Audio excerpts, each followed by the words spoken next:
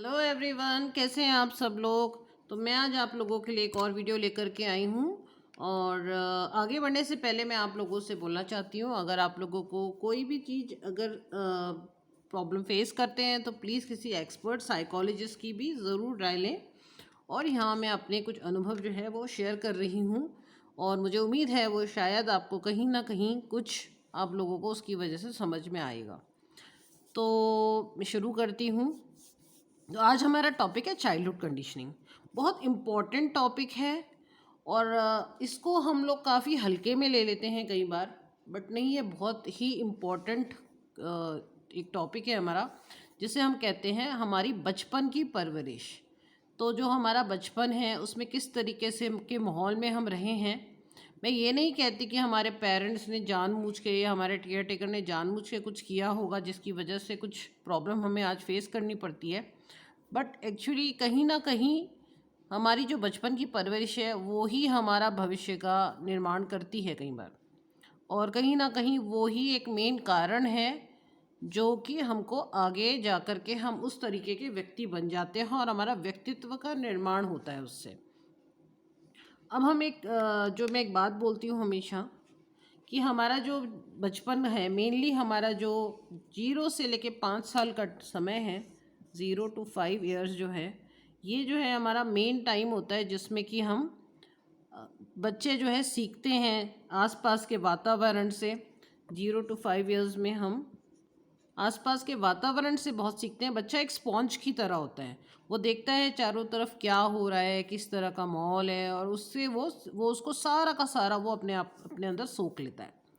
इसीलिए कुछ लोग बहुत अलग अलग पर्सनालिटी के होते हैं, और वो बचपन में जो 5 साल में आपके ब्रेन का डेवलपमेंट हो गया होता है वो ही आगे जा कर के अलग अलग तरह के व्यक्तित्व में उनका विकास होता है।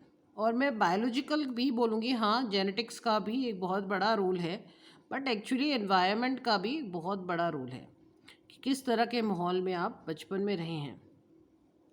अब अगर हम बात करें कि किस तरह के माहौल से किस तरह का व्यक्ति बन सकता है, तो कई बार हमने देखा है कि कुछ लोग इस तरह के माहौल में रहते हैं कि उनके आसपास या उनके जो मेन केयर टेक, अब एक बच्चा है, ये मान लीजिए छोटा बच्चा है, अभी इसे कुछ नहीं पता दुनिया के बारे में, और ये इसका केयर टेकर है। अब हम ये केयर टेकर कोई भी हो सकता है, उसकी माँ हो सकती है मेन केयर टेकर, उसके फादर हो सकते हैं, या हो सकता है कोई भी केयर टेकर उसका हो सकता है जो कि उसके साथ ज़्यादा समय बिताता है। तो ये केयर टेकर जो है, अब वो बच्चा उसको देख करके समझ रहा है कि मैंने कैसे ज़िंदगी जीनी है। अब अगर ये केयर टेकर काफ़ी क्रूर है, और इस बच्चे का जो है, अगर वो पेरेंट्स भी हैं और उसको बच्चे को वो किसी भी तरीके का मानसिक सपोर्ट नहीं देते हैं, इमोशनल सपोर्ट नहीं देते हैं, और अपनी कुछ इच्छाओं के लिए सिर्फ उसको इस्तेमाल करते हैं, जैसे कि हम लोग ने सुना है नार्सिसिस्ट पेरेंट्स के एक मामले में ऐसा होता है कि वो लोग उसको इस्तेमाल करते हैं लोगों को परेशान करने में। ये जो पेरेंट्स हैं खुद लोगों को परेशान करते हैं, और ये बच्चे को अपने साथ रखते हैं लोगों को परेशान करने के लिए। और बड़े ही और इमोशनली कोई भी सपोर्ट वो उस बच्चे को नहीं देते हैं, ना उसके हाल पूछते हैं, ना उसकी नीड्स पूछते हैं। वो बच्चा बस उनके साथ साथ वही सीखता है कि हाँ, मैंने लोगों को परेशान करना है। और वो जब लोगों के साथ कुछ उनसे हासिल करता है तो पेरेंट उनको गुड बोलते हैं या उनको शाबाशी देते हैं। तो बच्चे का एक फॉल्स सेल्फ इमेज डेवलप हो जाता है, एक फॉल्स सेल्फ बन जाता है कि हाँ, मैं लोगों को जब परेशान करता हूँ, उसके अंदर एम्पैथी तो आती ही नहीं है, क्योंकि एम्पैथी वाला कोई माहौल वो आसपास देखता ही नहीं है, ना अपने पेरेंट्स से ना अपने आसपास के वातावरण से। तो एक बहुत बड़ी चीज़ होती है जिसे हम कहते हैं एम्पैथी। ये इनके अंदर एम्पैथी मतलब लोगों के प्रति आपकी सहन, कैसे आप उनको समझ पा रहे हैं, वो भी इंसान है, वो एक सम दृष्टि से देखना, वो इनके अंदर नार्सिसिस्ट के अंदर डेवलप नहीं होती एनवायरनमेंट की वजह से। तो एक हमारे होते हैं जीन्स, जिसे मैंने बोला जीन्स, ये हमारा एक फैक्टर होता है, और एक हमारा होता है जैसे मैंने बोला चाइल्डहुड कंडीशनिंग। तो ये बड़े होकर के बहुत चांसेस है कि ये बच्चा एक नार्सिसिस्ट बन जाए, ये एक संभावना हो सकती है। और वो बनेगा और उसको वो सबको परेशान करेगा, उसको किसी के लिए कोई किसी के लिए एम्पैथी नहीं होती, और वो ये सोचता है कि जब मैं लोगों को परेशान कर रहा हूँ तो मैं बहुत अच्छा काम कर रहा हूँ, क्योंकि उसे हमेशा वो शाबाशी पीछे से याद आती है। इसलिए जब आप उनका कोई कहना नहीं सुनते तो वो इतनी ज़ोर से चिल्लाते हैं, क्योंकि उनको उनका वो फॉल्स सेल्फ टूट जाता है। तो उस फॉल्स सेल्फ के अलावा उनके पास कुछ नहीं है, वो बस वही उसी फॉल्स सेल्फ को जी रहे हैं और वो बहुत खुश रहते हैं जब तक वो लोगों को परेशान करते हैं। वो फॉल्स सेल्फ का टूटना, वहीं पे उनको सारी प्रॉब्लम आ जाती है। तो ये हमने यहाँ पे देखा कि नार्सिसिस्ट पर्सनालिटी किस तरीके से एक कारण हो सकता है एनवायरनमेंट उसके लिए। तो ये अब जो हम दूसरा एक एग्जांपल है वो ये है कि ये जो केयर टेकर है ये फिर से इस बच्चे का कोई ध्यान नहीं रख रहा है, किसी भी तरीके की कोई भी उससे उसके हालचाल नहीं पूछता, और ये इससे सिर्फ अपना काम कराता है। पूरा काम इसके ऊपर, पूरी रिस्पॉन्सिबिलिटी छोड़ दी गई है। ये पूरे घर को देखता है, सब कुछ करता है, उसके बाद भी इसको डांट पड़ती है, इसके बाद भी इसको तिरस्कृत होना पड़ता है। तो ये बच्चा जो है आगे जा कर के को डिपेंडेंट पर्सनालिटी बन जाता है और ये सोचता है कि जब मैं लोगों का काम करूँगा, जब मैं लोगों के लिए जो है बहुत अच्छे से रहूँगा, तो मुझे एक जो है मेरे को, तब मैं एक अच्छा इंसान हूँ। और वो भी एक फॉल्स सेल्फ बना लेता है। और एक ये फॉल्स सेल्फ की वजह से अभी ये नार्सिसिस्ट और को डिपेंडेंट एक साथ बहुत अच्छे से, हम कहते हैं नार्सिसिस्ट और को डिपेंडेंट अट्रैक्ट करते हैं एक दूसरे को, क्योंकि दोनों की ही फॉल्स सेल्फ है। और हमारी जो यूनिवर्स है वो इन फॉल्स सेल्फ को, एक जैसे लोगों को अट्रैक्ट करती है एक दूसरे की तरफ। तो इसीलिए हम कहते हैं कि को डिपेंडेंट क्यों नार्सिसिस्ट को अट्रैक्ट करते हैं। को डिपेंडेंट होना बुरी बात नहीं है, मतलब ये नहीं है कि को डिपेंडेंट लोगों का काम कर रहा है तो वो बुरी बात है। वो उस लोगों को पूछ रहा है, लोगों का काम कर रहा है, तो इसमें कोई उसमें कोई प्रॉब्लम है, ऐसा नहीं है। बट एक्चुअली ये जो को डिपेंडेंट है ये अपने को भूल जाते हैं। नार्सिसिस्ट भी अपने को भूल जाता है। वो बच्चा जब बड़ा हो गया वो अपने को भूल चुका है, वो सिर्फ फॉल्स सेल्फ जी रहे हैं दोनों के दोनों। वहाँ पे प्रॉब्लम है।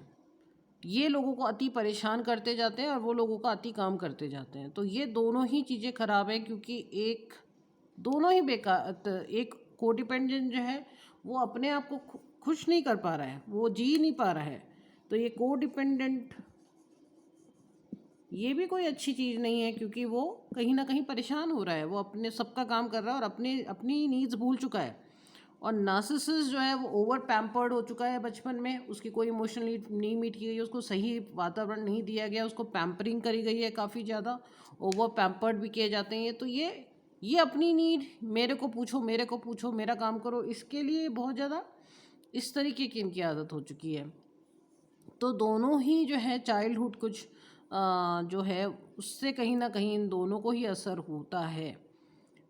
सो ये एक चाइल्डहुड कंडीशनिंग है, और इसलिए हम कहते हैं कि गुड पेरेंटिंग या गुड बच्चों का परवरिश, चाइल्डहुड परवरिश जो है, बचपन की परवरिश, वो बहुत इम्पॉर्टेंट है, क्योंकि पूरी पर्सनालिटी उसके ऊपर डिपेंडेंट होती है। ऐसा नहीं है कि हम आगे जा कर के उसको ठीक नहीं कर सकते, बट उसके लिए आपको मेडिटेशन करना पड़ेगा, योगा करना पड़ेगा, अपने आप को खुद समझना होगा कि मैं कहाँ गलती कर रहा हूँ। पूरा इंट्रोस्पेक्ट जिसे कहते हैं, अपने ही भीतर झांक करके आपको एक एक चीज़ सुधारनी पड़ेगी। वो अगर आप काम करने के लिए तैयार हैं, उतनी मेहनत करने के लिए तैयार हैं, तो आप डेफिनेटली बदल सकते हैं। इसलिए हम कहते हैं नार्सिसिस्ट और कोडिपेंडेंट जो पर्सनालिटी होती हैं, इनके लिए हमको साइकोथेरेपी, ये जो है बिल्कुल डीप चाइल्डहुड की थेरेपी, अनकॉन्शियस लेवल पे काम करती है, वहाँ जा कर के काम करना पड़ता है, और वो तब जा कर के एक हेल्दी पर्सनैलिटी में कन्वर्ट हो पाती है। उसके लिए बहुत मेहनत पड़ती है। तो अच्छा, आप लोग प्लीज़ मेरे चैनल को सब्सक्राइब करें, अगर आपने सब्सक्राइब नहीं किया है।